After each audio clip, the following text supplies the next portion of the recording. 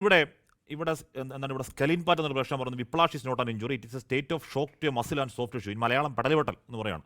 പെടൽ വെട്ടിയതാണെങ്കിലും കശേരുക്കൾക്ക് എന്തെങ്കിലും പ്രശ്നമുണ്ടോ? മന്ത്രിയുടെ ആരോഗ്യം എത്രയും പെട്ടെന്ന് ഭേദമായി വീണ്ടും പൊതുമണ്ഡലത്തിലേക്ക് മന്ത്രി തിരിച്ചു വരട്ടെ.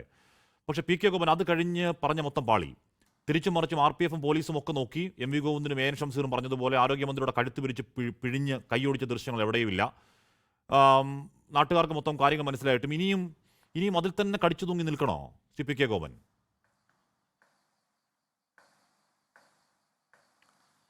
ഞാനിവിടെ കോൺഗ്രസിൻ്റെ പ്രതി ഒരു രാഷ്ട്രീയത്തിൻ്റെ ഭാഗമായി പറയുന്നത് നമുക്ക് മനസ്സിലാക്കാം, പ്രത്യേകിച്ച് കോൺഗ്രസ്സുകാരാണ്.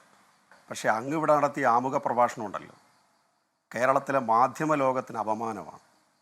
അത് ആദ്യമേ പറയാതിരിക്കാൻ മാർഗമില്ല. അങ്ങയുടെ വാചകത്തിൽ പറഞ്ഞതുപോലെ കേട്ടുകൊണ്ടിരിക്കുന്നവർ നാട്ടിലുള്ളവരെല്ലാം മൊണ്ണയല്ലെന്ന് പറയുന്ന വാചകം തന്നെയാണ് അതിന് പറ്റിയ മറുപടി. കേരളത്തിലുള്ളവരെല്ലാം മൊണ്ണകളല്ല, നിങ്ങളുടെ ചാനൽ ചർച്ച കേൾക്കുന്നവർ മൊണ്ണകളല്ല. ദയവായി ഇത്തരം പരിഹാസങ്ങളും ആക്ഷേപങ്ങളും ഒക്കെ നടത്തിയാണ് നല്ല മാധ്യമ പ്രവർത്തകരാവുക എന്നുള്ള തെറ്റായ ധാരണയുണ്ടെങ്കിൽ അത് തിരുത്തുന്നത് നല്ലതാണ്. രാഷ്ട്രീയ പക്ഷപാതിത്വമാകാം, രാഷ്ട്രീയമായ പിന്തുണ കൊടുക്കലാകാം, പക്ഷേ അതിനൊക്കെ ഒരു പരിധിയുണ്ട്, ഒരു പരിമിതിയുണ്ട്. അതിനപ്പുറത്തേക്കൊക്കെ സഞ്ചരിക്കുന്നത് ഒരു മാധ്യമത്തിന് ഉചിതമല്ല. അത് പാർട്ടി ചാനലുകൾക്ക് പോലും ഉചിതമല്ല. അപ്പോൾ പിന്നെ 24-നെ പോലെ പാർട്ടി ചാനലാണെന്ന് സ്വയം പ്രഖ്യാപിക്കാത്ത ചാനലുകൾക്ക് തീരെ പറ്റുന്നതല്ല. ഇവിടെ അങ്ങ് നടത്തിയിട്ടുള്ള ആദ്യത്തെ വീണ ജോർജിൻ്റെ ചില കാര്യങ്ങൾ പറഞ്ഞതിന് ശേഷം നടത്തിയ പ്രകടനമെല്ലാം എന്തൊക്കെയാണ്, എത്ര പരിഹാസ്യമായിട്ടാണ്. അതിൻ്റെ ചുവട് പിടിച്ചുകൊണ്ടാണ് കോൺഗ്രസിൻ്റെ പ്രതിനിധി ഈ പ്രശ്നത്തെ അങ്ങേയറ്റം പരിഹാസ്യമായിട്ടാണ് അവർ. വീണ ജോർജിൻ്റെ പരിക്ക് രണ്ടാമത് എടുക്കാൻ നമുക്ക്. അങ്ങ് പറഞ്ഞത് മുഴുവൻ അവാസ്തവമാണ്. അങ്ങ് അവാസ്തവമല്ല പറയുന്നത്, ആക്ഷേപമാണ് പറഞ്ഞത് മുഴുവൻ, പരിഹാസമാണ് പറഞ്ഞത്. അങ്ങ് പറഞ്ഞത് മുഴുവൻ, അങ്ങ് ഇവിടെ പടക്കം പൊട്ടിച്ചത് മുഴുവൻ പരിഹാസമാണ്. ആ പരിഹാസ സമീപനം ശരിയല്ല എന്നുള്ളത് എൻ്റെ അഭിപ്രായം ഞാനിവിടെ രേഖപ്പെടുത്തുകയാണ്. അതല്ലാതെ ഈ ചർച്ചയിലേക്ക് കടന്നാൽ മനസാക്ഷി അനുവദിക്കത്തില്ല. രണ്ടാമത്തെ പ്രശ്നമാണ് പരിക്കിന്റെ പ്രശ്നം. രണ്ടാമത്തതാണ്, എന്താണ് പരിക്കിന്റെ പ്രശ്നം? എന്താണ് പരിക്കിന്റെ പ്രശ്നം? നിങ്ങൾ അവിടെ നടന്ന സംഭവം എന്താ? ഞാൻ പറയട്ടെ. അതെ, മുഖവിലേക്ക് എടുക്കുന്നെങ്കിൽ നല്ല കാര്യം. ഞാൻ അതിനെ പോസിറ്റീവായിട്ട് കാണുന്നെങ്കിൽ ഞാൻ അങ്ങേയറ്റം അങ്ങേ ബഹുമാനിക്കുകയും ചെയ്യും. കാരണം ഞാൻ പറയുന്നൊരു വാചകത്തിൽ തിരുത്തേണ്ടതുണ്ടെന്ന് എനിക്ക് തോന്നിയാൽ തിരുത്തുക എന്ന് പറഞ്ഞാൽ അതൊരു പ്രധാനപ്പെട്ട കാര്യമാണ്. ഞാൻ തിരുത്തണമെന്നൊന്നും പറയുന്നില്ല, അതൊക്കെ നിങ്ങളുടെ കാര്യം. തിരുത്താനൊന്നും നിങ്ങൾക്ക് പറ്റിയൊന്നും വരില്ല. പക്ഷേ ആ സമീപനത്തോടുള്ള എൻ്റെ വിയോജിപ്പ് പറയാതെ ഈ ചർച്ചയിൽ എൻ്റെ മനുഷ്യത്വം എന്നൊരു ഒരൊറ്റ ഒരു അവാസ്തവം അങ്ങ് ചൂണ്ടിക്കാണിക്കണം. ആരോഗ്യമന്ത്രിയുടെ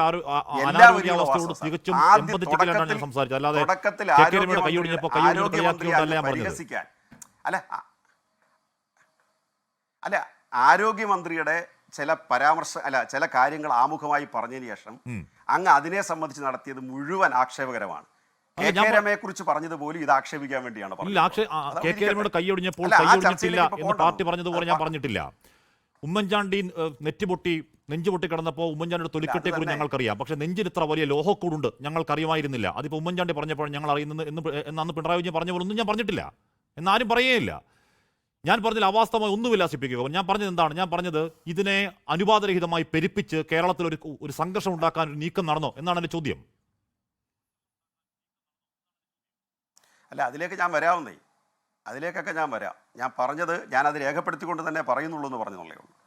പരിക്കിൻ്റെ കാര്യം നമുക്ക് രണ്ടാമതെടുക്കാം. ഇവിടെ പരിക്കിൻ്റെ പരിഹാസമാണല്ലോ നടത്തിയത് മുഴുവൻ. നിങ്ങളുടെ ഇടയ്ക്കുള്ള ചോദ്യങ്ങളും അദ്ദേഹത്തിൻ്റെ വിശദീകരണമെല്ലാം പരിക്കിൻ്റെ പരിഹാസങ്ങളാണല്ലോ. അതൊക്കെ രണ്ടാമതെടുക്കാം നമുക്ക്. പരിക്ക് അത്രമാത്രം ഉണ്ടെന്ന് സംഭവിച്ചെന്താ അവിടെ?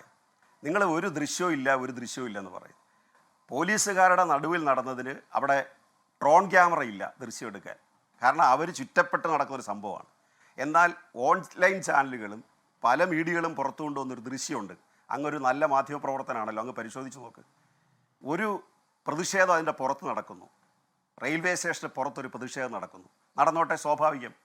ഒരു മന്ത്രി റെയിൽവേ സ്റ്റേഷൻ വരുമ്പോൾ പുറത്ത് പ്രതിഷേധിക്കുകയോ കരിങ്കൊടി കാണിക്കുകയോ മുദ്രാവാക്യം വിളിക്കുകയോ പിന്നെ നിങ്ങളൊക്കെ ചെയ്യുന്നത് പോലെ അവരൊക്കെ ചെയ്യുന്നത് പോലെ ചീത്ത വിളിക്കുകയോ എന്തോ ആയിക്കൊള്ളട്ടെ, അതെല്ലാം അവിടെ നടക്കട്ടെ. പക്ഷേ മിനിസ്റ്റർ റെയിൽവേ സ്റ്റേഷൻ അകത്ത് കയറിയാൽ ഒരു വനിത മാത്രമേ ഉള്ളൂ, ബാക്കി പോലീസുകാർ മാത്രമാണ്. അവരുടെ പേഴ്സണൽ പ്രോഗ്രാമാണ്. പിന്നെ റെയിൽവേ സ്റ്റേഷൻ്റെ പുറത്ത് അവർക്ക് പൊതുപരിപാടി ഉണ്ടായിരുന്നു, റെയിൽവേ സ്റ്റേഷനകത്ത് അവർ വ്യക്തിപരമായിട്ട് യാത്ര ചെയ്യലാണ്. ആ യാത്രയെ തടസ്സപ്പെടുത്താൻ പൊതുരംഗത്ത് നമ്മൾ പരസ്യമായിട്ട് പ്രഖ്യാപിച്ചുകൊണ്ട് റോഡ് ഗതാഗതം സംഭിപ്പിക്കാം, മന്ത്രിമാരെ തടയാം. ഇപ്പോഴും ഞങ്ങൾക്ക് അതിന് തടസ്സമുണ്ടെന്ന് പറയുന്നില്ല.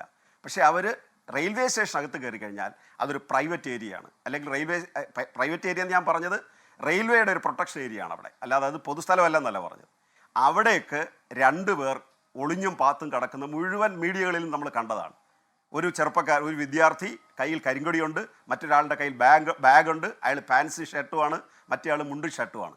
ഇവർ 2 പേരും കൂടി മന്ത്രി വന്നപ്പോൾ പോലീസ് അതിൻ്റെ പുറകിൽ പോകുന്നു. അവർക്ക് പോലും പ്രതീക്ഷയില്ലാത്തവണ്ണം ഇവർ നുഴഞ്ഞകത്തേക്ക് കയറുകയാണ്. അകത്തേക്ക് കയറിയതിൽ നീല ഷർട്ടിട്ട ആളെ മാത്രമേ തടയാൻ പറ്റിയുള്ളൂ. അങ്ങ് പറഞ്ഞ ഏത് ദൃശ്യങ്ങളാണ്? ഞാനിപ്പോ തരട്ടെ, ആ ദൃശ്യം ഞാനിപ്പോ തരട്ടെ, ആ ദൃശ്യം തരട്ടെ, പ്ലീസ്. ആ ദൃശ്യം ഞാൻ അങ്ങേക്ക് അയച്ചു തരാം. ഈ ചർച്ച തീരുന്നുണ്ട്, അയച്ചു തരാം. കാത്തു നിൽക്കുന്നതും കേരളം കാണാൻ ദൃശ്യങ്ങളാണ് അങ്ങ് അയച്ചു തരണം. കേരളം കണ്ട ഞാൻ പറയാം. അപ്പം ഞാൻ ഇതുവരെ കേരളം കാണാൻ ദൃശ്യങ്ങളാണ് അങ്ങ് അയച്ചു തരണം. അങ്ങ് എത്ര പേര് അയച്ചു തരണം, ഞാനത് സംപ്രേഷണം ചെയ്യും, ഉറപ്പായും സംപ്രേഷണം ചെയ്യും. അത് അയച്ചു തന്നിട്ട് ഇന്ന് ഞാൻ ഉറങ്ങും. എന്റെ അല്ല ഉറങ്ങുക അങ്ങനല്ല, 8 മണിക്ക് മുമ്പ് എനിക്ക് അയച്ചു തരണം. കാര്യം അങ്ങയുടെ പക്കലുണ്ടെങ്കിൽ അതെനിക്ക് ചർച്ചക്കിടയിൽ തന്നെ കാണിക്കണോ? അതേ ഉള്ളൂ.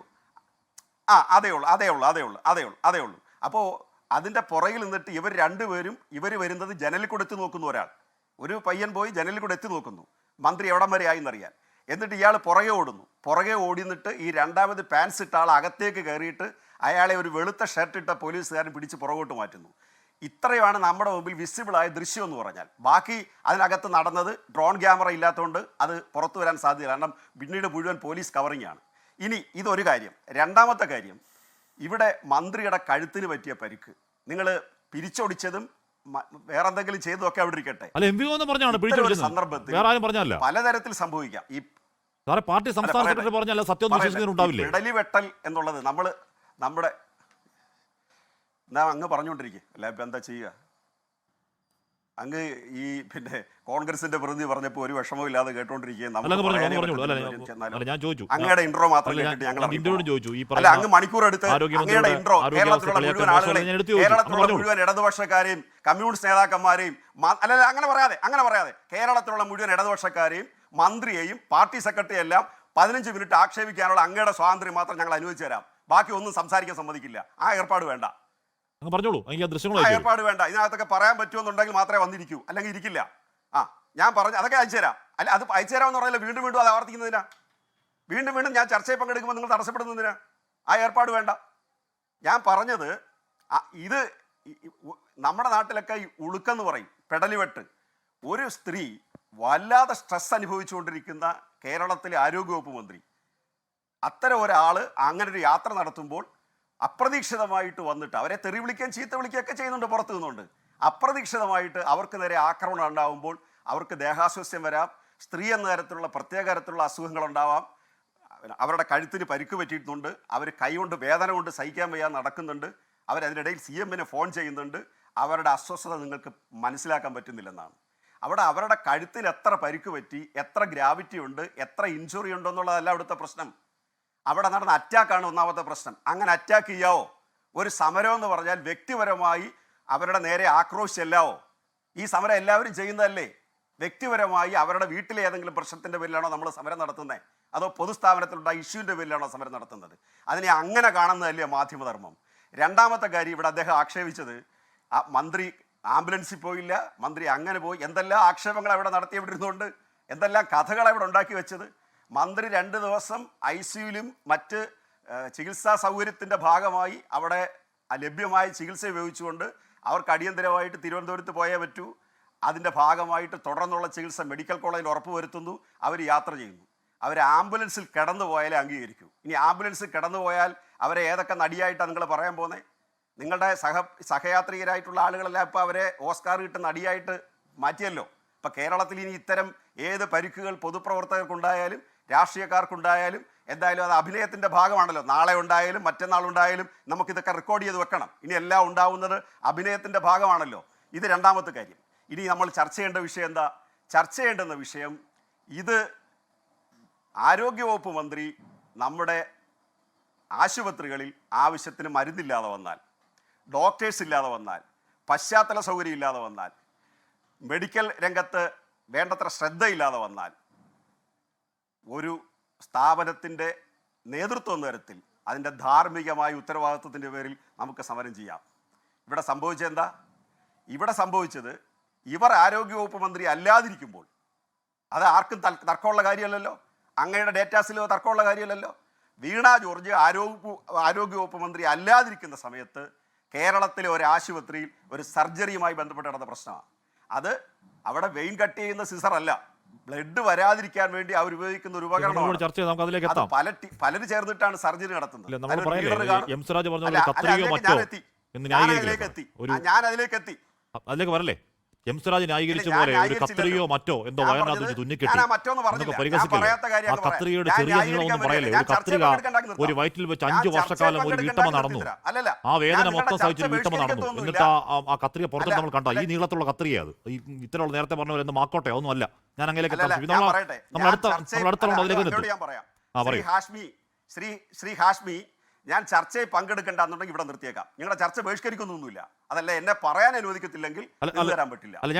ഞാൻ പറഞ്ഞത് അവിടെ എന്തെങ്കിലും അരുതായ്മ സംഭവിച്ചില്ലെന്നല്ല, അവിടെ സർജറിയുടെ വിവരമാണ് ഞാൻ പറഞ്ഞത്. ആ സർജറിയിൽ വെയിൻ കട്ട് ചെയ്യുന്ന അല്ലെങ്കിൽ സർജറി നടത്തുന്ന സർജിക്കൽ സിസർ അല്ല അവിടെ അകത്തായി പോയത്. ഡോക്ടേഴ്സിനെല്ലാം അറിയാവുന്ന ഒരു കാര്യമാണത്. അവർ ബ്ലഡ് ലീക്ക് ആകാതിരിക്കാൻ വേണ്ടി ചെയ്യുന്ന ഒരു ഉപകരണമാണ്. അത് അകത്ത് പോയാൽ തീർച്ചയായിട്ടും ചെയ്ത ആൾ നിരുത്തരവാദപരമായിട്ടാണ് പെരുമാറിയത്. ഒരാളല്ല, സർജറി നടത്തുന്ന ഒരു ടീമാണ്. ആ ടീമിൻ്റെ പിഴക.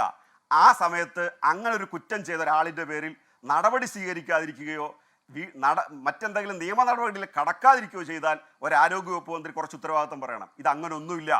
അവരുടെ കാലത്തല്ല, അതിൻ്റെ പേരിൽ അവർ നടപടി സ്വീകരിച്ചു, അന്വേഷണ ഉത്തരവിട്ടു, ഈ കാര്യങ്ങളെല്ലാം നടക്കുന്നു. ഇതിന്റെ ഭാഗമായിട്ടൊരു പൊതു പ്രതിഷേധം നടക്കുന്നതും സ്വീകാര്യമാണ്.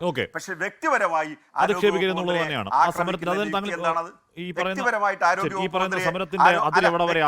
ആരോഗ്യവകുപ്പ് മന്ത്രിയെ ആക്രമിക്കുന്നതിന്റെ ശരിയാണ്. സമരത്തിന്റെ അതിലെവിടെ വരെ ആകാമെന്ന് ചർച്ച ഉറപ്പായും വേണ്ടതാണ്. ഞങ്ങളിലേക്ക് എത്താം. ശാനന്ദ് കൊച്ചുകൂടി ഇവിടെ ഈ പറഞ്ഞ പി കെ കുമാർ പറയുന്നത് പോലെ ഈ കത്രിക വയറ്റിൽ ആയിപ്പോയ ഒന്നല്ല 2 സംഭവങ്ങളുണ്ടായി. ഹർഷനയുടെ അടക്കം ഒരു പാവം കുഞ്ഞിൻ്റെ SKN തമ്മിൽ വരും ദിവസങ്ങളിലെ ഷോയിൽ ആ കുഞ്ഞ് വരുന്നുണ്ട്.